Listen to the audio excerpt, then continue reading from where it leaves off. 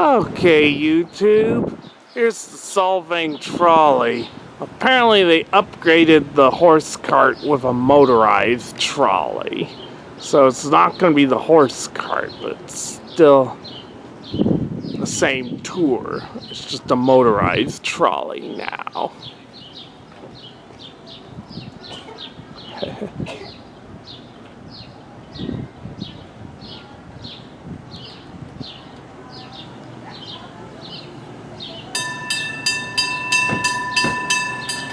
Bell show.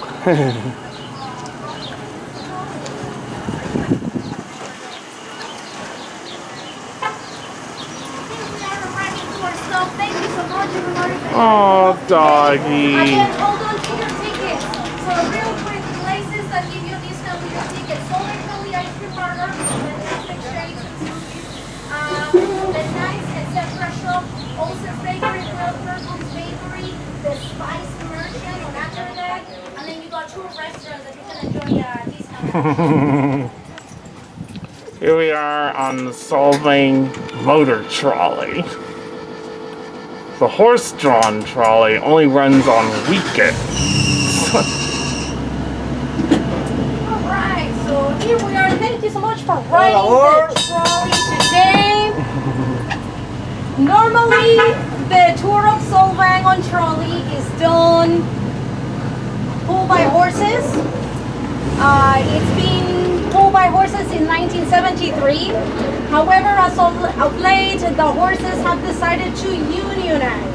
They like a 4-day work week. They like lifelong retirement and medical benefits, all the carrots that they can eat. So today we're going to be doing the trolley, not on a 2 horsepower, but on a 5,000 horsepower trolley. There's the cat. First time in Solvang? Any first timers? Everybody's been Aww, here before? kitty. This is anybody's first time riding the trolley. Well, you lucked out because I've been doing this for about 14 years. I love this town. There's a lot of special things about it.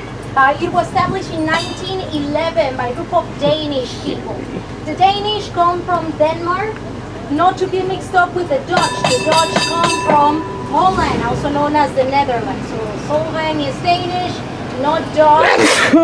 Bless you. The Swedish are from Sweden. They're neighbors to the Danes. And the Swiss are from Switzerland. We had a lot of people immigrating into the Midwest of the United States from Scandinavian countries in the early 1800s. People from Norway, Sweden, and Denmark ended up in places like Wisconsin, Iowa, and Minnesota. And once that they were settling Iowa, there was a group of Danish educators that wanted to foster a Danish-American community for all these wave of new immigrants. It was very important for them to have a sense of community because immigrating from Denmark to the United States in the early 1900s was a very rough thing to do. The trip took about 3 months. And most of them knew that they were never going to see their families or their homeland again. They were leaving everything to start from scratch right here in America. And so that's why Solvang was founded. Originally, it was a farming community, no running water, no nice roads that led to it, but it was a very affordable land. So that's why they bought 9,000 acres at the incredible price of $40 per acre. Excellent investment. So now Solvang became the visitor destination that it is today, much later in its history, around the 1950s, when there was an article that was published on the Saturday Evening Post called The Little Denmark, and it talked about the little Danish village in California. Even though we didn't have all of the Northern European looking buildings that we have today, you could hear the Danish language widely spoken out in the town. You had people that still wore the fashions that they wear back then. So that the culture was very much alive. And they also had a festival to celebrate their Danish heritage Danish days, which we still celebrate to this day. So after this article was published, a lot of people got into their newly purchased cars, and they got on the newly built freeway, and they started visiting Solvang from all over California. And that's when Solvang switched from an agricultural town to a tourist destination. Today, Solvang is in fact one of the top 3 cities that rely on visitors' tax dollars to function. I think the other 2 are Monterey and Mammoth, so again, touristy towns. So a note on the architecture, because that's the first thing that we noticed. A lot of it is inspired by half-timbered style buildings. So you see how half the beam is Europe, does not hold very well with California climate. We did an experiment with the Everhorn Museum. That one is completely built using traditional techniques. They did not nail the house together, but rather they assemble it by cutting the pieces like a puzzle, and then it clamps together. And we've been working really hard to make sure that it doesn't pull apart ever since. So to compromise, we build everything using techniques that we use in California, and then they plaster and paint the walls so that it looks more like a Northern European style building. Now across the street we have the Olsen's Bakery. That's a 10% spot with your trolley ticket. The Olsens are a Danish, Italian, American family. The dad is from Denmark, the mom is from Italy, and all of the kids are born in the United States. And they've been baking since 1890. That's when the very first Olsen's Bakery was established back in Denmark, and the one that was established in 1963. It is said that Danish bakeries in Solvang are more Danish than the bakeries that you find in Copenhagen. Copenhagen, Denmark is a very big city, very There's our modern. hotel. Solvang is more inspired in kind of the old world flavor of smaller Danish villages, such as Arborg, such as Aeroskogen. Alright, going right along. Right now we are on Mission Drive, formerly known as Lombok Way. If you take Mission Drive all the way to the west, you're going to end up at Halana Beach in Lombok. We are getting a lot of visitors as of late that come to witness the rocket launches from SpaceX. And rocket if launches. you take it all the way to the east, you're going to end up in Santa Barbara. More of a Spanish colonial style town. They're going to be celebrating their old Spanish days next weekend. Alright, back into Solvang. Over here we have the Solvang Park. This is where we have many of our celebrations. There are talks about maybe expanding the park into more of a plaza so that we have more room for celebrations. Today is Wednesday. So we're going to have live free music at the park starting at 5 o'clock. And then we're also going to have our farmers market. We see a statue, that bust, that is an image of Hans Christian Andersen. He's one of the most famous people to come out of Denmark. He's the author of The Ugly Duckling, The Princess and the Pea, The Emperor's New Clothes, Thumbelina, The Wild Swans, The Snow Queen, which is the inspiration for the movie Frozen. Yep. Let it go. This tree right there, that is a real fir tree. We decorated for the Christmas season, and we started off with a tree lighting ceremony that happens the first Friday of December. The morning after, we have our Christmas parade. Throughout the month, we have a lot of Christmas celebrations, and we end our June Fest, that's where we call our Christmas festival, with a giant bonfire where we burn all of our Christmas trees after we've taken the decorations out, hopefully. Here in this corner, we have our one and only authentic thatch roof. This roof is made out of grass We don't have very many of them. They're very expensive, and there's not a lot of people that are available to do this kind of work. And the sort of the crosses that you see on top, they're meant to hold the thatch together, but some people say that they also ward off, you know, mischievous spirits and beings. They're guaranteed to last 70 years, as long as it doesn't catch on fire, which so far it hasn't done. It was installed in the 1990s. So this might be a very viable option for redoing your roof. You won't have to redo it for a while.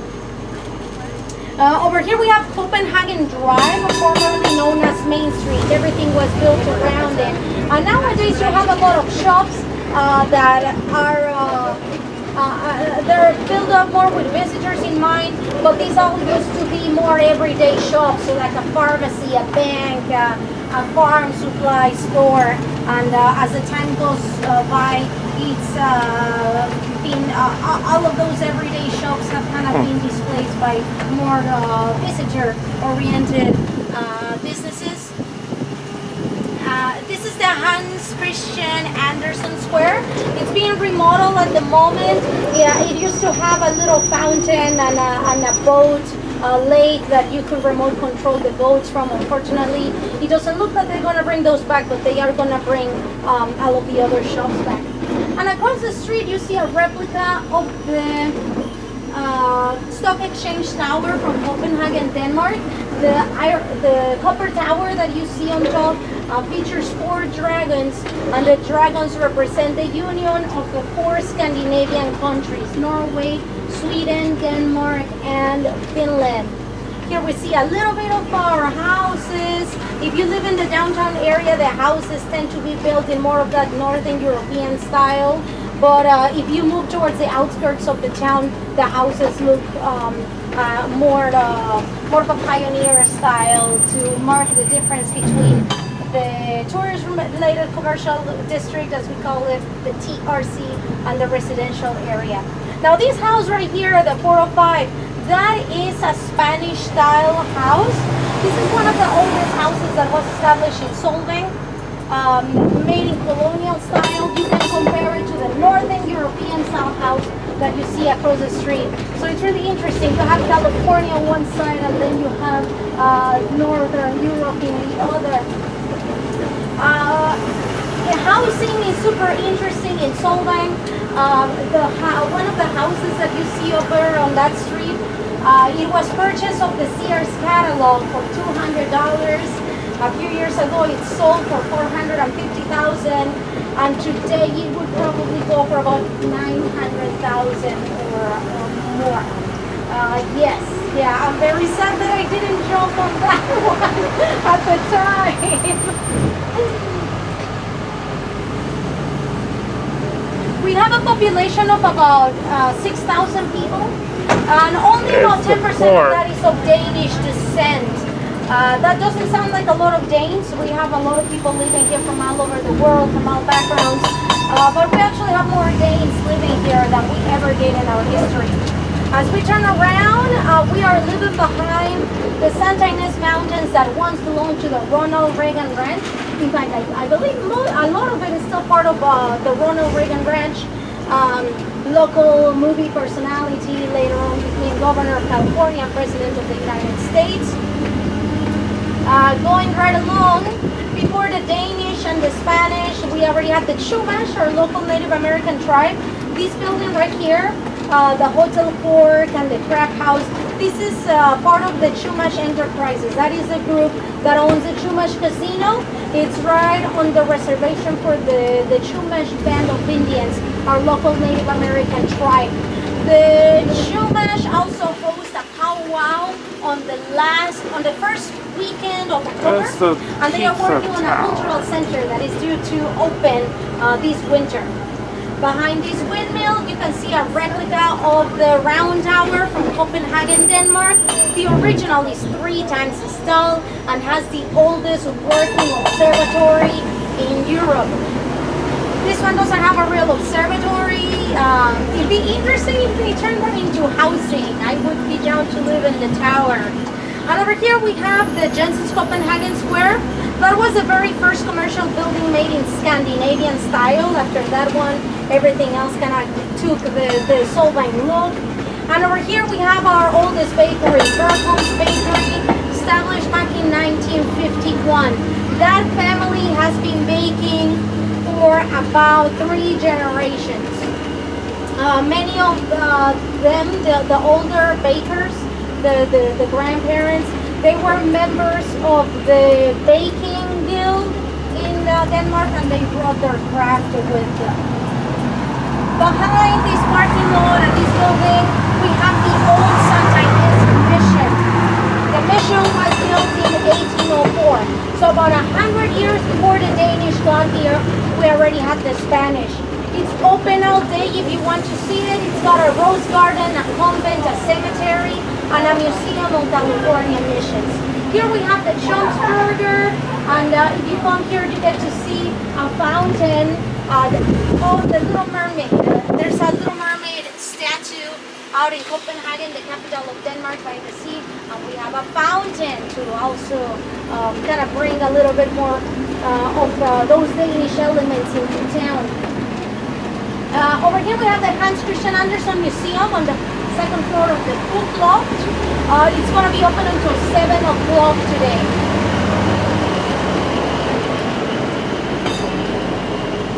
Other good times to come to Solvang. We are home to many festivals. The last festival that we had was 4th of July. We had about 6,000 people in attendance. We had a parade and fireworks show, which was fantastic. The next festival we're going to have is the Wheels and Windmills Car Show, where we're going to close a lot of the downtown streets, and we're going to display about 200 antique cars throughout the town. The proceeds benefit the many non-profits that we have here in the Santa Ynez Valley.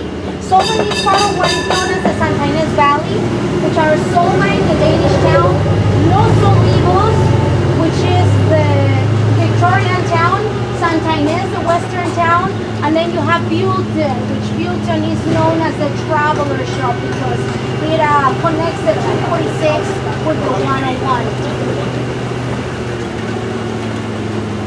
Going right along, a couple more historical sites that you want to check out. Over here we have Atterdag Road. Atterdag means another day in Danish. If you go down towards Copenhagen, you see the spice merchant shop. They sell local teas and spices from all over the world. And then on this street, we have the Bethania Lutheran Church, built in 1928. That was the very first Scandinavian building established in Solvang. And then all the way at the top you have the original site of the Danish college, the Atterdag College. This was what they call the folk school, where you learn about life, arts and crafts. You worked on your nutrition, on your physical education. One interesting thing is that back then in the early 1900s, at that school, boys and girls took gym class together, which at the time was unheard of. The Danish are progressive in many ways. They are in fact right now leading the way on water conservation.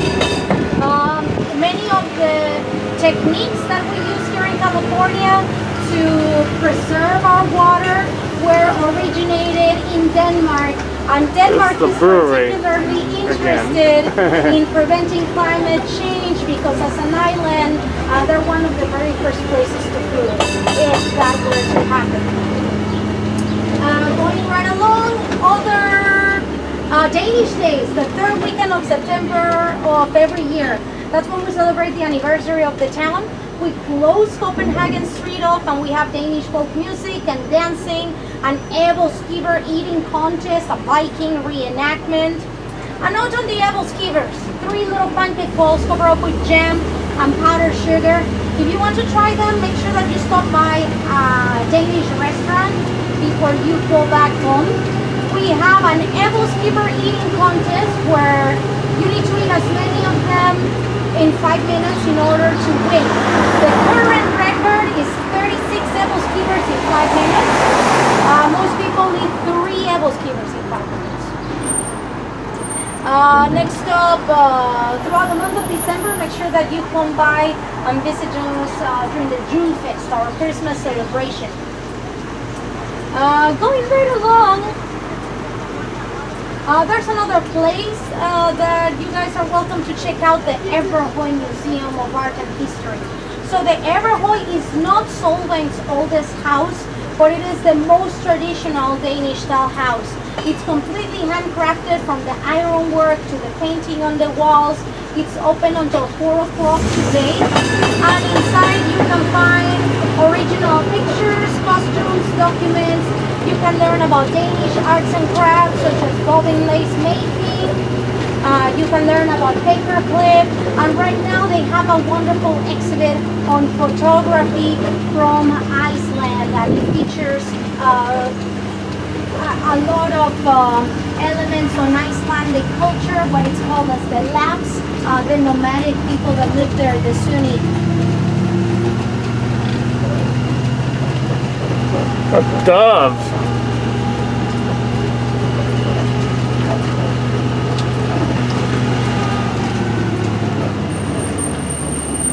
We are seeing a little bit of our residential area. A lot of people are having a hard time finding housing here, just like anywhere else. It's interesting, the little HOAs and the apartment buildings, they're still built in somewhat of a Northern European style. You can see that they have they have timber style as well. So to get to the Everhoy, you go down this street on Oak. We're gonna get off on Oak at the end of our tour. Then you take it all the way down to Everhoy. When you get to Everhoy, you make a right. It's going to be on the left-hand side, and there's signs along the way to help you find the Everhoy Museum.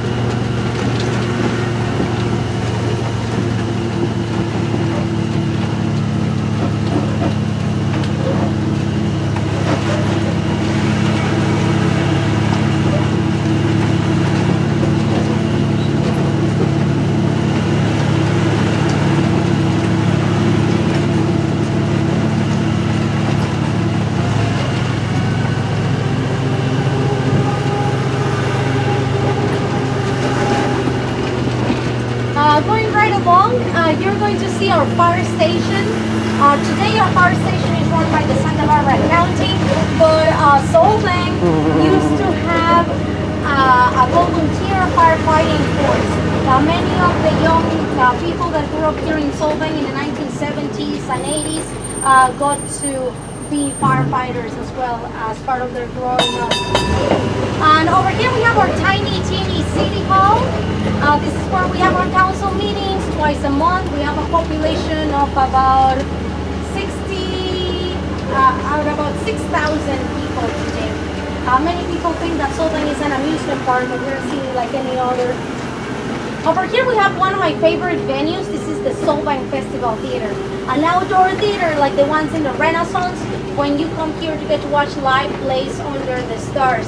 And it's been just remodeled. They raised the walls along the perimeter of the theater house so that it's more sheltered, but it's still open. And every year we have a theater celebration. We present about 5 different plays throughout the season.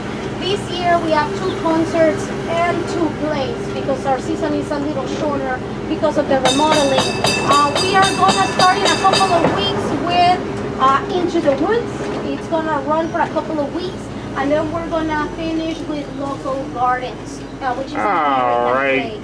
We are now arriving Here we towards are at really the end of the quickly. Your tour. trolley tickets will get you discounts or deals at the Solvang Trolley Ice Cream Partner, the Knights, etc. shop on First